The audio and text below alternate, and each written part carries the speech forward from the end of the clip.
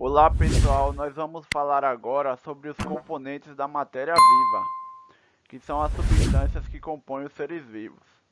Na aula anterior, nós havíamos falado sobre as ideias modernas sobre a origem da vida. Nós vimos a teoria da evolução molecular, a hipótese da panspermia e também vimos as hipóteses autotrófica e heterotrófica. Agora nós vamos ver os componentes da matéria viva, que são as substâncias que compõem os seres vivos. Nós temos a água, os carboidratos, os lipídios, as proteínas, os ácidos nucleicos, as vitaminas, os sais minerais. Então, os seres vivos têm diversas substâncias.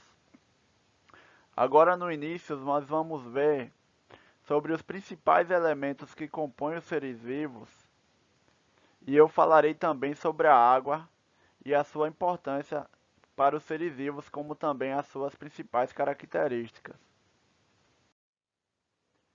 De acordo com a teoria atômica, a matéria é constituída por partículas invisíveis a olho nu, denominadas de átomos.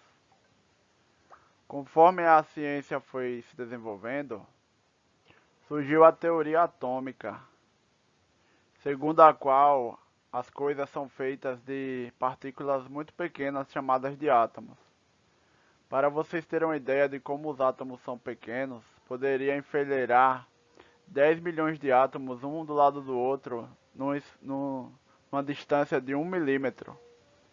Ou seja, em apenas 1 milímetro caberia 10 milhões de átomos enfileirados. De acordo com a teoria atômica, todas as substâncias existentes na natureza, elas são formadas por átomos, inclusive os seres vivos. Por exemplo, são conhecidos atualmente 89 elementos químicos, que são os elementos que nós encontramos na tabela periódica. Então, se vocês olharem uma tabela periódica, que vocês podem encontrar na internet ou no livro de química, vocês vão ver que ela possui 89 elementos químicos, que são os elementos que constituem tudo que existe no universo, né? E nos seres vivos não seriam diferentes, eles também são formados por átomos. Desses 89 elementos que existem, cerca de 30 ou até mais que 30 podem ser encontrados nos seres vivos, como por exemplo o hidrogênio. O hidrogênio, carbono, oxigênio, nitrogênio, fósforo, enxofre, entre outros. Por exemplo, o hidrogênio, ele pode se juntar com o oxigênio e formar água, que é a molécula mais abundante dos seres vivos. Como nós podemos observar, a molécula de água, ela possui 2 átomos de hidrogênio e 1 átomo de oxigênio. E é a substância mais abundante dos seres vivos, que é essencial para a vida. Por exemplo, o elemento enxofre, ele também pode se juntar ao hidrogênio, formando o gás sulfídrico, que é uma substância que alguns seres vivos utilizam, como algumas bactérias e arqueias. Então, no seres vivos existem várias moléculas, né? Que são formadas por vários elementos químicos, como carbono, hidrogênio, oxigênio, nitrogênio, fósforo, enxofre, entre outros. Na matéria que constitui os seres vivos, existem 6 elementos que são mais abundantes do que os outros. Um deles é o elemento carbono. O elemento carbono ele é muito importante, porque ele tem uma propriedade muito importante para os seres vivos, que é a capacidade que ele tem de fazer 4 ligações químicas. Dessa forma, como o carbono pode fazer 4 ligações, ele pode se ligar a diversos átomos. Ele pode se ligar a outros átomos de carbono, pode se ligar a hidrogênio, oxigênio, nitrogênio, enxofre, fósforo e diversos outros elementos. Dessa forma, os átomos de carbono vão se ligando com outros átomos de carbono e outros elementos e vão formando moléculas que podem ser imensas, como por exemplo a molécula de DNA, que pode ter milhões de átomos, e também algumas proteínas que podem ter milhares ou milhões de átomos. Outro elemento muito importante é o elemento hidrogênio, que é o elemento mais simples que existe, só tem um próton e um elétron. Então o hidrogênio ele é muito importante para os seres vivos. Por exemplo, ao se ligar com oxigênio, ele forma a molécula de água. e a maioria das moléculas orgânicas, elas também possuem, além do carbono, o elemento hidrogênio. O oxigênio também é muito importante. Ele está presente na molécula de água, está presente também nos carboidratos, nos lipídios, nos ácidos nucleicos, nas proteínas e diversas moléculas orgânicas. O nitrogênio também é muito importante.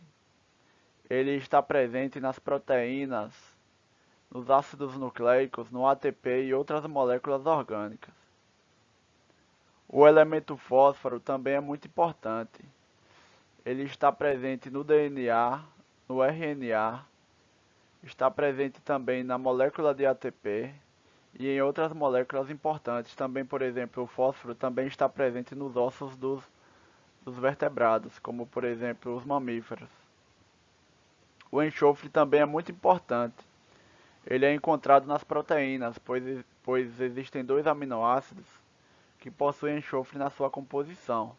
Então as proteínas elas também possuem enxofre na sua constituição, devido ao fato de dois aminoácidos possuírem enxofre, que no total existem 20 aminoácidos. E as proteínas são feitas de aminoácidos unidos uns com os outros. E dois desses 20 possuem enxofre na composição. Então esses 6 elementos, eles são os mais abundantes nos seres vivos. O carbono, o hidrogênio, o oxigênio, o nitrogênio, o fósforo e o enxofre. Eles podem constituir cerca de 98% da massa dos seres vivos. São esses 6 elementos. Os outros elementos, eles também estão presentes, só que em menores quantidades. Por exemplo, podem encontrar também sais minerais como sódio, potássio, cálcio, cloro, magnésio, manganês, zinco, ferro, cobalto. Só que esses outros elementos, eles estão presentes em menores quantidades. Esses 6 que eu falei, como carbono, hidrogênio, oxigênio, nitrogênio, fósforo e enxofre, eles estão em grandes quantidades, porque eles constituem as moléculas orgânicas. E no caso do hidrogênio e oxigênio também constitui a molécula de água, que é a substância mais abundante dos seres vivos. O carbono, ele está presente em todas as moléculas orgânicas, porque nós vimos que ele possui a capacidade de fazer 4 ligações químicas. Então, dessa forma, o carbono forma o esqueleto das moléculas orgânicas. Então, toda molécula orgânica, obrigatoriamente, ela precisa ter o átomo de carbono na sua composição. Então, essa incrível capacidade que o carbono tem de fazer 4 ligações permitem que os seres vivos possam ter moléculas muito complexas, como o DNA, o RNA, as proteínas, devido a essa capacidade do carbono formar esqueleto das moléculas e formar moléculas muito grandes e complexas, né? Então isso é muito importante para os seres vivos. A vida é como é atualmente graças a essa propriedade que o carbono tem de se ligar a outros elementos, formando moléculas imensas e muito importantes. A água é a substância mais abundante em um ser vivo, constituindo cerca de 75% a 85% de sua massa. O restante distribui-se entre proteínas de 10% a 15%, lipídios de 2% a 3%, glicídios 1%, ácidos nucleicos 1%, além de 1% de sais minerais e outras substâncias. Só para vocês terem uma ideia, por exemplo, se desidratássemos uma pessoa de 60 quilos, ou seja, se tirasse toda a água do corpo dela, ela ficaria apenas com 12 quilos, porque o restante, os outros 48, era água. Desses 12 quilos que resta, 8,5 seria de proteínas, 1,8 seria de lipídios, 0,5 kg de açúcares, 0,5 kg ácidos nucleicos e 0,5 kg de outras substâncias. Só aí você já tem uma ideia do tanto de água que tem um organismo, né? A maior parte do organismo é água. Então, a maior parte do corpo humano é feito de água, por isso que é tão importante beber água. Devemos beber água todos os dias.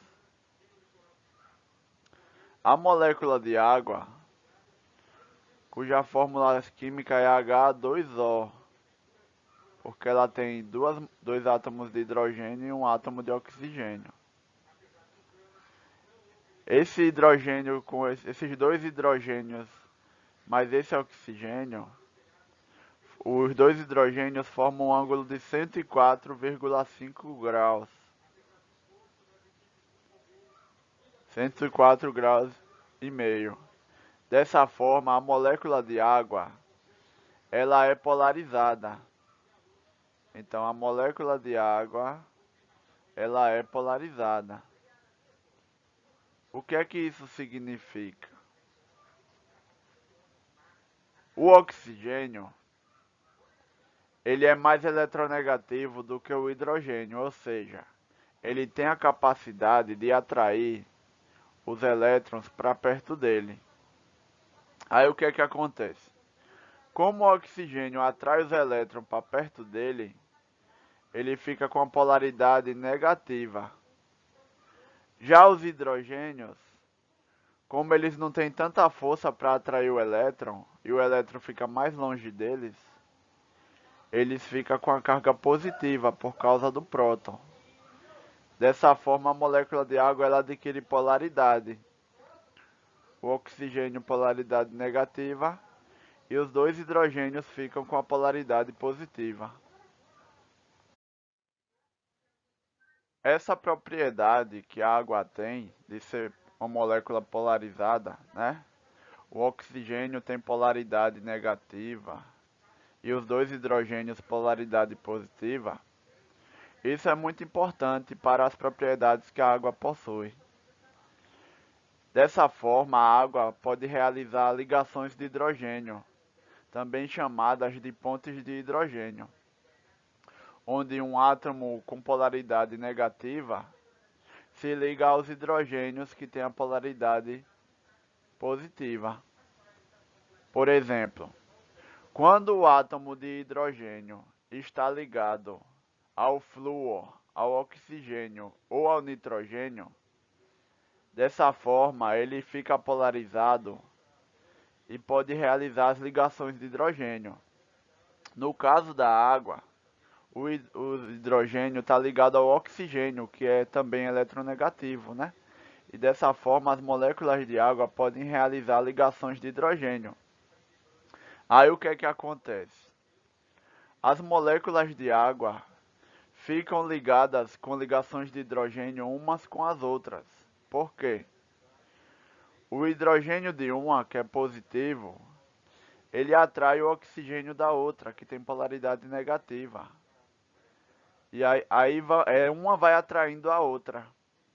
O hidrogênio de uma, que tem polaridade positiva, vai atraindo o oxigênio da outra, que tem polaridade negativa. Então, dessa forma, uma molécula de água vai atraindo a outra molécula de água e vai formando as ligações de hidrogênio. É por isso que a maioria da água do planeta está na forma líquida, graças a essa ligação de hidrogênio. Porque a ligação de hidrogênio é a força intermolecular, é uma das mais fortes que tem. A ligação de hidrogênio é uma das ligações intermoleculares mais fortes.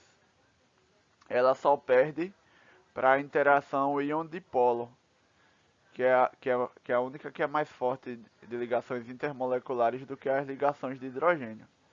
Então essa ligação é muito forte e faz com que as moléculas de água se liguem com as outras. Essa característica que a água tem de ser polarizada permite que ela consiga dissolver substâncias polares e substâncias com carga elétrica. Por exemplo, se você colocar açúcar na água, o açúcar se dissolve. Por quê? Porque na molécula de açúcar existem átomos de oxigênio ligados a átomos de hidrogênio. Dessa forma, o açúcar também tem capacidade de fazer ligações de hidrogênio, já que ele tem átomos de oxigênio ligados a átomos de hidrogênio. Então, o açúcar também é capaz de fazer ligações de hidrogênio. Aí ele faz essa ligação de hidrogênio com a água e dessa forma o açúcar consegue se dissolver na água. Por exemplo, se você bota o sal na água, ele dissolve. Por quê? Porque o sal é feito de cloreto de sódio. Então ele tem íons de cloro e íons de sódio. É ligação iônica. Quando você joga o sal na água, as moléculas de água vão se organizando ao redor desses íons. Então ela se organiza ao redor do íon de sódio, que é o Na+, e do íon de cloro, que é o Cl-. E dessa forma o sal consegue se dissolver na água. Então essa propriedade da água de ser uma molécula polar é muito importante, porque ela permite dissolver as moléculas dos seres vivos, como aminoácidos, sais minerais, vitaminas hidrossolúveis e outras moléculas presentes no organismo dos seres vivos. Então essa propriedade da água é muito importante. A água, ela é muito importante para os seres vivos. Uma das utilidades que ela tem para os seres vivos é que ela atua como solvente. O que é um solvente? O solvente é uma substância onde você vai dissolver nela outra substância chamada de soluto. Então a água é muito importante porque ela consegue ser o solvente dos seres vivos. As substâncias que compõem os seres vivos, muitas delas conseguem se dissolver na água. Então a água é muito importante para os seres vivos. Atividades essenciais à vida, como o transporte de determinadas substâncias e a maioria das reações químicas enzimáticas, elas necessitam que as moléculas dos reagentes estejam dissolvidas em meio líquido. E esse meio líquido é o meio que contém água, né? Então, por exemplo, para as substâncias dos seres vivos serem transportadas, elas são transportadas através da água. Por exemplo, o nosso sangue, né? O nosso sangue, a maior parte dele é água. Então, as nossas substâncias, elas são transportadas através da água que tem no sangue, como por exemplo, vitaminas, sais minerais, aminoácidos, glicose. Então, várias substâncias são transportadas pelo nosso sangue, já que a maior parte dele é feito de água. E a água é um ótimo solvente, é conhecida como solvente universal. E a maioria das reações químicas enzimáticas precisam desse meio aquoso, né? Tem que estar nesse meio líquido, meio aquoso. As reações enzimáticas são aquelas reações que são feitas por proteínas chamadas de enzimas. Essas proteínas elas aceleram as velocidades das reações químicas, permitindo que essas reações químicas ocorram mais rápido, de forma que seja compatível com a vida. A água desempenha um papel fundamental nos seres vivos. Ela é capaz de dissolver grande variedade de substâncias, como por exemplo, sais, né? Os sais minerais, eles se dissolvem na água. Então, os seres vivos também precisam dos sais minerais. Gases também se dissolvem na água. Açúcares também dissolvem na água, como por exemplo a glicose, né, que é muito importante para nós. Os aminoácidos se dissolvem na água. Então as proteínas são feitas de aminoácidos. E todas as nossas células têm proteínas. Então esses aminoácidos precisam ser transportados no nosso corpo. E é através da água que eles vão ser transportados. Eles conseguem dissolver na água. Proteínas também são transportadas por água.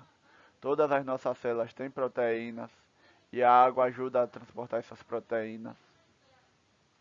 Os ácidos nucleicos também são dissolvidos na água, que no caso é o DNA e o RNA, eles também se dissolvem na água. Então a água é muito importante.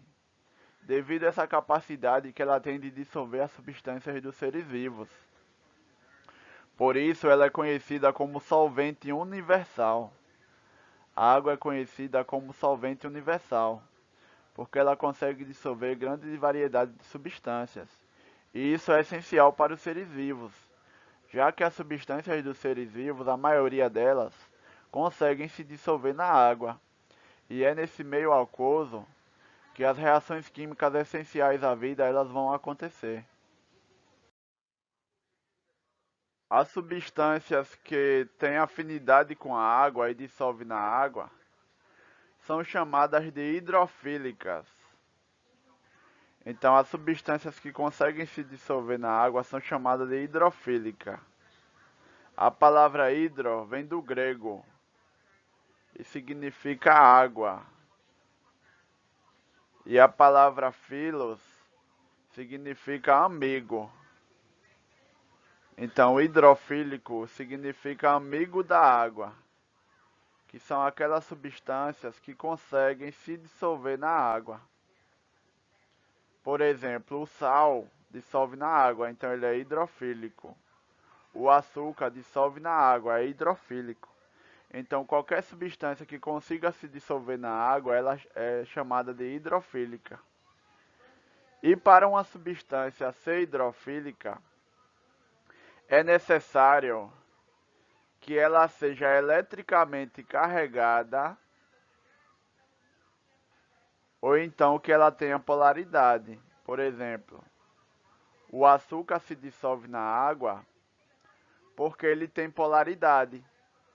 Porque o açúcar tem átomos de oxigênio ligados a átomos de hidrogênio, então ele tem uma polaridade.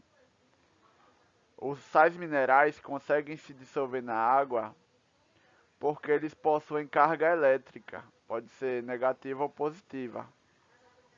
Então, para uma substância dissolver na água, é preciso ou que ela tenha carga elétrica, no caso dos sais minerais, ou que ela tenha polaridade, no caso do açúcar, dos aminoácidos, das vitaminas hidrossolúveis. Então, aquelas substâncias que têm polaridade ou carga elétrica, elas conseguem se dissolver na água, são as substâncias hidrofílicas. Substâncias que não se dissolvem na água, elas são chamadas de hidrofóbicas.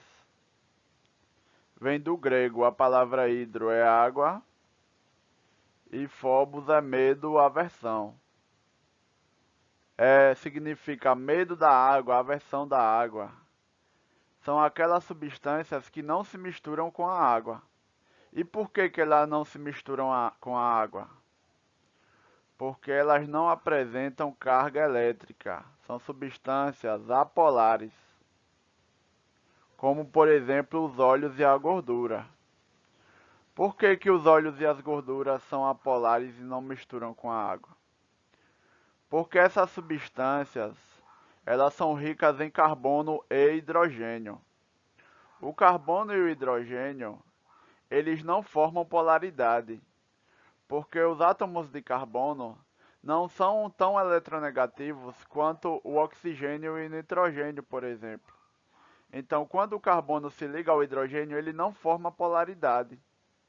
Como os óleos e a gordura são ricos em carbono e hidrogênio, eles não apresentam polaridade, são substâncias apolares. E dessa forma, elas não conseguem se misturar com a água. Porque nós vimos que para uma substância misturar com a água, ela necessita ter carga elétrica ou polaridade, como no caso do açúcar que tem polaridade e do sal que tem carga elétrica, né?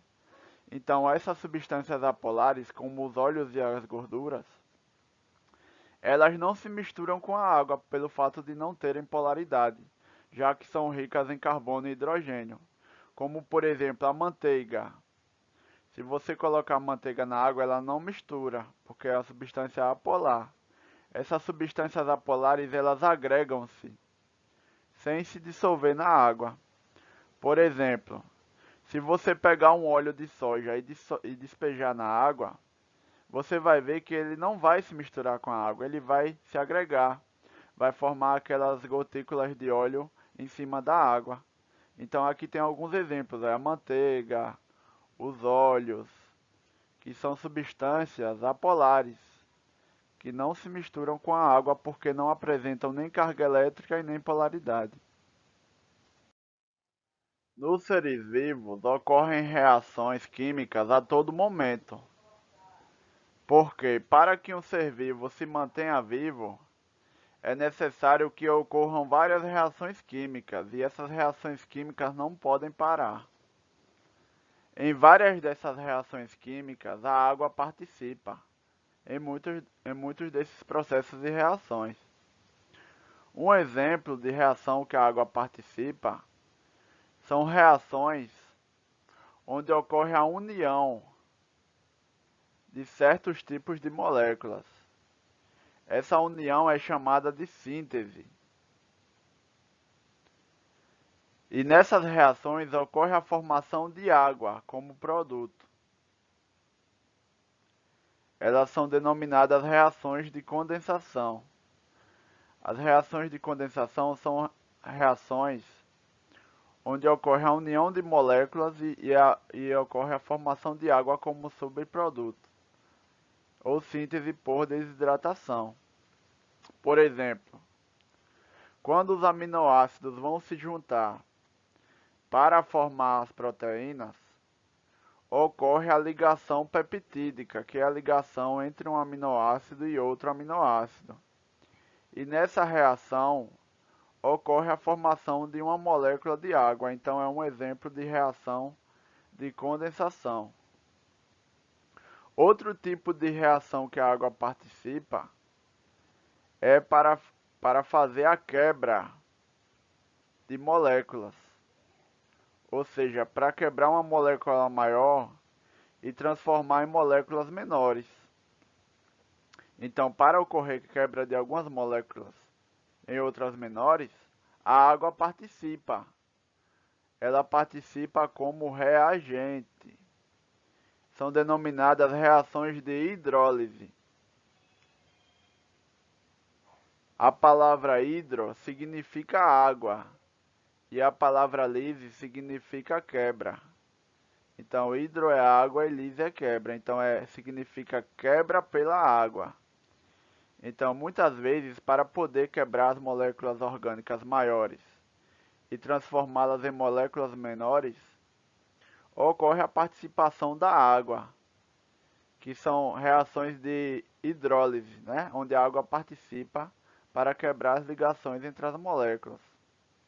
Por exemplo, para que a proteína seja transformada em aminoácidos na digestão, necessita da reação de hidrólise.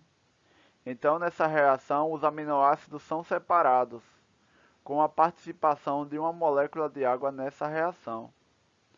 Então, existem vários exemplos de reações de hidrólise, como, por exemplo, na digestão dos alimentos ocorrem essas reações. Nessa figura, nós podemos ver o exemplo das reações onde a água participa. Essa reação aqui é a reação de condensação, onde dois aminoácidos estão se juntando, formando um dipeptídeo, e ocorre a formação de uma molécula de água. Essa outra reação da direita é a reação de hidrólise, que é uma reação onde a água participa para poder separar duas moléculas. Ela acaba separando duas moléculas, que nesse exemplo é uma molécula de sacarose, né? A sacarose é um disacarídeo, é formado por duas moléculas de açúcar, que são a glicose e a frutose. Então, para separar a glicose da frutose, presentes na sacarose, ocorre a reação de hidrólise, onde a molécula de água participa para quebrar a ligação que une a glicose com a frutose. Então, esses dois exemplos são exemplos de reações onde a água participa. As reações de condensação e as reações de hidrólise. São exemplos de reações que a água participa. Outra propriedade importante da água é que ela atua como moderador de temperatura, ou seja, ela ajuda a controlar a temperatura dos seres vivos. Ela evita variações bruscas na temperatura dos organismos. Como é que a água faz isso? É porque a água ela tem um alto calor específico. O calor específico é a quantidade de calor necessária para aumentar ou diminuir a temperatura de um organismo. No caso da água, o calor específico é de 1 caloria por grama por grau Celsius. Então, para você aumentar 1 grau da temperatura em 1 grama de água, você precisa de 1 caloria. Mas, por exemplo, digamos que uma pessoa tenha no seu organismo 50 quilos de água, que corresponde a 50.000 gramas. Então, nesse caso, seriam necessárias 50.000 calorias para aumentar 1 grau na temperatura. Então, dessa forma, esse alto calor específico da água ajuda a controlar a temperatura dos organismos, evitando variações bruscas, tanto para o aumento da temperatura quanto para a diminuição. Então, isso ajuda a controlar a temperatura do nosso corpo e também de outros seres vivos. Outra propriedade muito importante da água é o calor latente de vaporização. O calor latente de vaporização é a quantidade de calor necessária para que a água passe do estado líquido para o estado gasoso.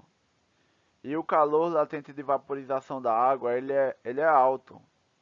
Dessa forma, a água precisa de grande quantidade de calor para ela passar do estado líquido para o gasoso.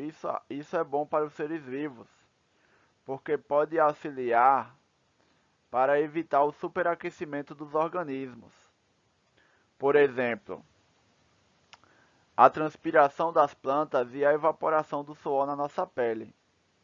Em um dia quente e muito calor, as plantas conseguem controlar sua temperatura através da transpiração, porque na folha das plantas existem pequenas aberturas chamadas de estômatos, aberturas microscópicas. Esses estômatos podem abrir e fechar. Quando os estômatos se abrem, a água pode sair na forma de vapor, ajudando a controlar a temperatura das plantas, porque quando essa água sai das folhas, na transpiração, parte do calor da planta é perdido para o ambiente e dessa forma evita o superaquecimento. Outro exemplo dessa propriedade da água é na evaporação do suor da nossa pele.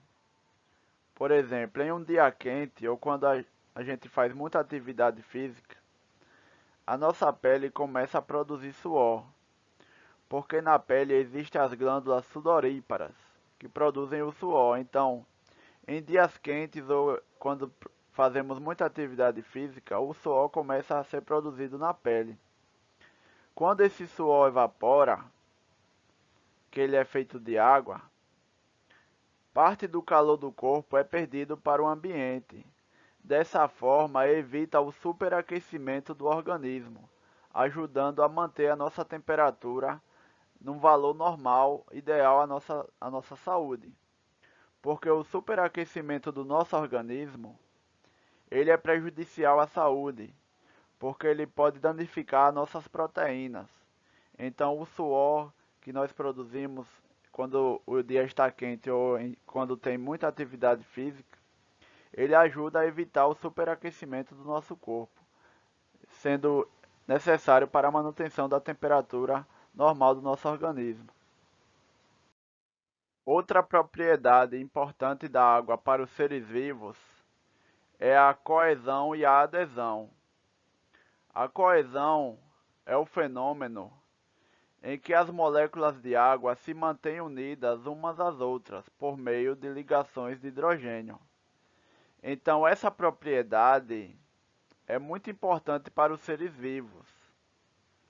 Por exemplo, Graças a essa propriedade, as moléculas de água se mantêm unidas. Por exemplo, nos nossos vasos sanguíneos existe o nosso sangue, e a maior parte do nosso sangue é feita de água. Então, o que mantém o nosso sangue unido é essa capacidade da água de manter as moléculas unidas graças às ligações de hidrogênio. Se a água não tivesse essa propriedade, por exemplo, o sangue poderia se separar dentro dos nossos vasos, podendo causar prejuízo ao nosso organismo. Como por exemplo, quando você puxa água com uma seringa, a água vem. Por que que ela vem? Graças a essa propriedade das ligações de hidrogênio. Porque se não existisse essa propriedade, as moléculas podiam se desprender umas das outras e não seriam puxadas pela seringa. Isso é muito importante também para as plantas, porque as plantas têm que transportar água das raízes até as folhas. E o que mantém essa água unida das raízes até a folha é essa propriedade que ela tem da coesão. Outra propriedade muito importante é a adesão. A adesão faz com que as moléculas de água, pelo fato de elas serem polarizadas, elas aderem a superfícies constituídas por substâncias polares. É essa propriedade que faz com que a água molhe materiais como, por exemplo, tecidos de algodão e papel. No algodão e no papel existe polaridade, porque essas substâncias são feitas de carboidratos. E os carboidratos, eles possuem átomos de oxigênio ligados a átomos de hidrogênio. E nós vimos que quando isso acontece, ocorre a formação de uma polaridade. E dessa forma as moléculas de carboidrato, elas conseguem fazer ligações de hidrogênio. Como o algodão e papel são feitos de celulose, que é um polissacarídeo, que também é carboidrato, então essas substâncias acabam fazendo ligações de hidrogênio com a água. É por isso que se você botar um papel na água, ele molha, graças a ligações de hidrogênio que são feitas entre o papel e a água. Por exemplo, quando você se enxuga com a toalha, as moléculas de celulose presentes no algodão da toalha fazem ligações de hidrogênio com a água, fazendo com que a água passe da sua pele para o tecido de algodão, ajudando a enxugar o seu organismo. Nas plantas, essa propriedade é muito importante, porque permitem o transporte da água através dos vasos condutores da planta. Essa propriedade da água permite que ela possa subir pelas paredes internas de tubos muito finos. Isso é conhecido como capilaridade.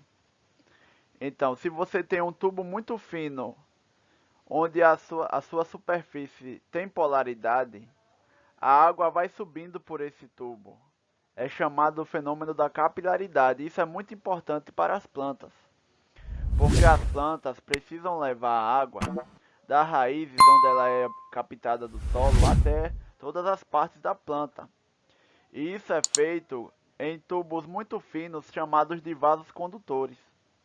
E isso só é possível graças a essas propriedades da adesão e da coesão, que permitem com que as moléculas de água vão se aderindo nos tubos das plantas, nos tubos condutores, nos vasos condutores, e dessa forma a água vai subindo e vai ser transportada da raiz para todas as partes da planta, permitindo que todas as partes da planta recebam água e mantenha viva, graças a essa incrível propriedade que a água tem da adesão e da coesão.